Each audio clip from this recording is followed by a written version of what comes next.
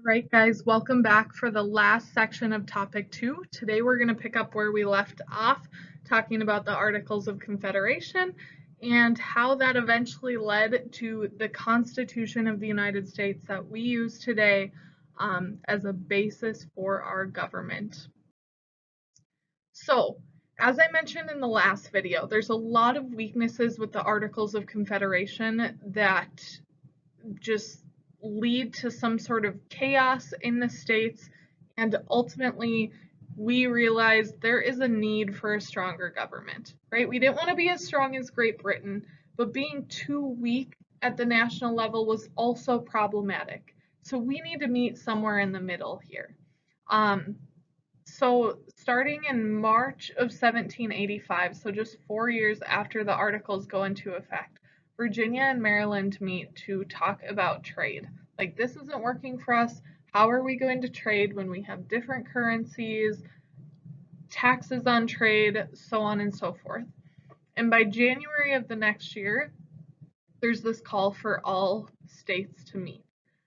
So in September, 5 of the 13 states attended a meeting in Annapolis, Maryland, and the purpose really was to look at the Articles of Confederation and what we could do about it. And then, in that same fall of 1786, chaos just continues in the states. Shays Rebellion, this violent rebellion in Massachusetts, takes place outside of the Capitol building, and people are distraught, and we realize it's this like call to action. We have to change something because this is not working for us. So we didn't get a ton of participation in the first convention in Annapolis, but after Shays Rebellion and the chaos that is going on in the states, we finally get an agreement for states to meet. So when states decide to meet in February of 1787, they say that their sole purpose is to revise the Articles of Confederation and report to the Congress and the several legislatures for alteration. So when they come together in February of 1787, they're not planning to write a constitution. What they're planning to do is just change the articles to make it work better for them. Okay? Now, thinking back to the Articles of Confederation, we needed a unanimous vote to make any changes to the articles. So when the framers meet in May of 1787 in Philadelphia, which is now called Independence Hall, pictured here, 12 of the 13 states show up, they try and revise the Articles of Confederation, and they realize it is impossible. We're not going to be able to do it. So they decide we're just going to scrap it, throw it in the garbage, and we're going to start new. And so 12 of the 13 states are present in Philadelphia. Rhode Island does not show up, so thinking back to that idea of charter colonies and life in Rhode Island being pretty much the same before and after the Revolution, they're not really invested in this fight. And they also wanted to maintain state power.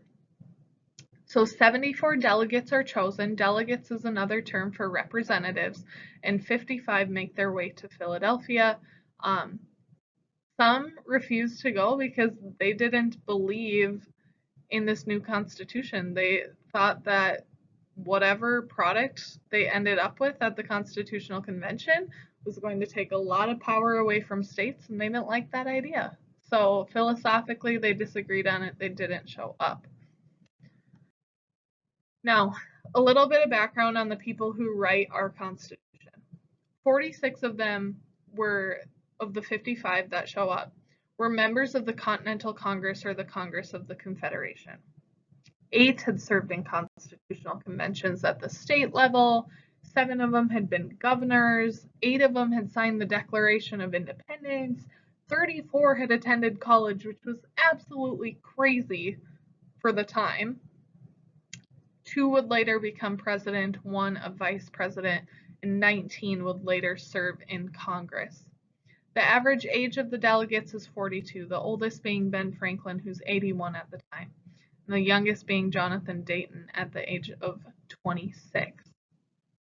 So I want you, in your own words, to summarize just a generalized description of the delegates that were chosen to attend the convention. So how would you describe their age? How would you describe their experience? How would you describe their education? Sum that up in a few words for me. Give me an idea of the type of person that was at the Constitutional Convention. All right, so look at some key figures here. In top left corner, we have George Washington, who, as we know, will become president. We have Ben Franklin, who I've already mentioned. James Madison on the top right-hand corner, he's going to become known as the father of the Constitution. He took a lot of detailed notes at the Constitutional Convention, and those notes were eventually transcribed into what the Constitution is today, really. Bottom right-hand corner, you have Alexander Hamilton, the Broadway star. No, not really. But Hamilton was a strong Federalist. He wanted a bigger national government. And to be fair, some people thought he was kind of crazy that, like, he wanted to return to the monarchy that we just escaped from after the Revolutionary War. But he was there fighting for a stronger national government. James Wilson, and then there were some notable figures that weren't there. Thomas Jefferson and John Adams, both going to become presidents later, were serving as foreign dignitaries. So Thomas Jefferson was in France at the time representing the new United States. Sam Adams, John Hancock, Richard Henry Lee, all people that were really involved in the Revolutionary War and the years leading up to it with protests and the Boston Tea Party and so on and so forth. They were not chosen as delegates from their states, so they were not there. Patrick Henry, the guy who was like, give me liberty or give me death, a call for revolution, he didn't go. He was chosen by his state, but he fundamentally did not agree with a stronger national government, and so he does not show up. So first, the delegates adopt the rules of procedure. So the Constitutional Convention officially begins on May 28, 1787. They elect George Washington to be president of the convention, and they decide that they're going to need quorum to make any decisions. So quorum is just for them, the definition was we need a majority of states in attendance in order to conduct business. So if we only have 5 of 13 states here for a meeting one day, we can't make any official decisions. On May 30th, so just 2 days into the whole ordeal, they pass a resolution that creates 3 branches of government: the legislative, executive, and judiciary. This is something that all sides agree on. Montesquieu, the Enlightenment thinker, talked about it, and our founders really think that's a great idea. If we're going to have a stronger national government, we need to divvy up that power between multiple branches. That proposal was really landmark because it had never been done before. It had been talked about, but it hadn't been done. So that was like an area of agreement, right? There were some additional areas of agreement. They believed in general we needed a stronger national government than what we had under the Articles. They agreed to this idea of popular sovereignty, which means power of the people, and limited government. So there needs to be restrictions on government. Government is not all powerful. Separation of powers, like we already mentioned, having checks and balances between branches, so making sure the executive can keep the legislative in check and vice versa. But there was some points of disagreement, and they were on vital pieces, but lesser points than just like kind of the main ideas of what this government would be like. They were more so on issues regarding the structure of Congress, how we elect a president, what should the specific limits of government be. And so they come up with 2 main plans, the New Jersey and the Virginia plan.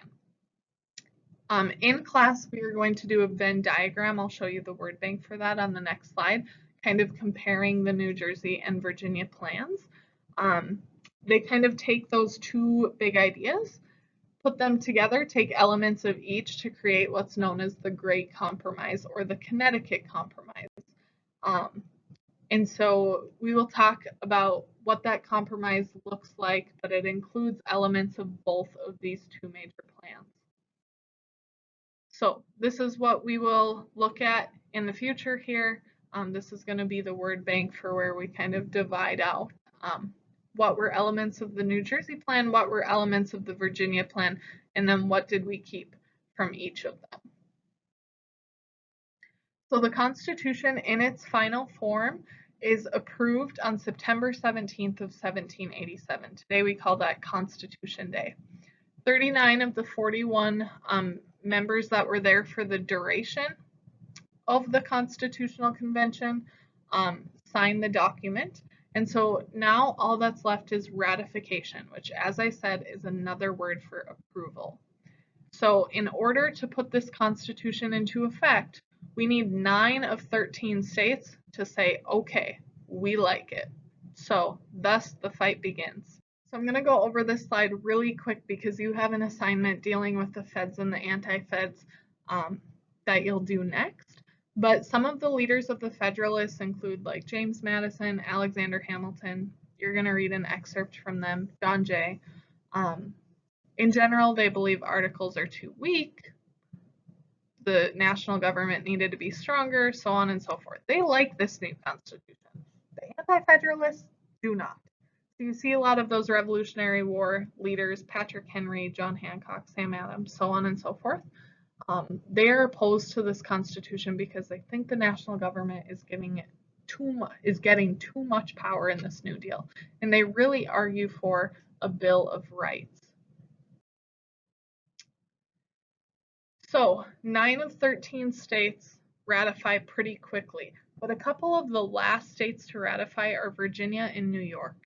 And so we don't actually put this Constitution into effect, even though we could, until Virginia and New York are on board.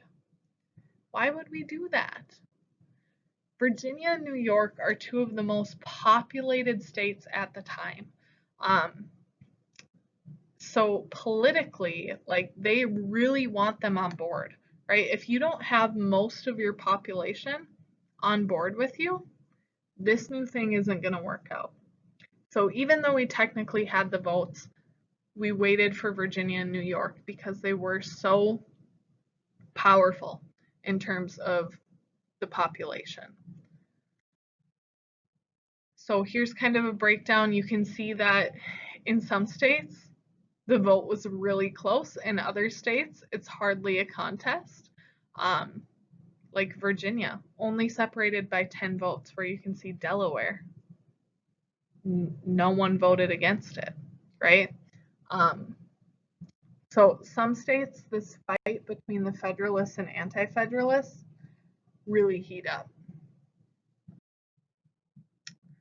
It is eventually ratified, though. The Constitution is approved, and so in March of 1789, the first Congress convenes in New York City, which is the temporary capital at the time. George Washington is elected president by a unanimous vote. He did not want to be president. This guy was a general in the Revolutionary War. He was ready to retire, go back to Mount Vernon, right? But that didn't happen for him. They wanted a strong leader to start this off. And so against his will, more or less, George Washington does agree to become president, the first president of the United States. John Adams is elected his vice president by a majority vote as well. And here we go. Last slide. George Washington is sworn in by the first Congress, and he is our first president of the United States. Goes on to serve 2 terms, and then finally gets his opportunity to retire. So That's topic 2. Have a great rest of your day, guys.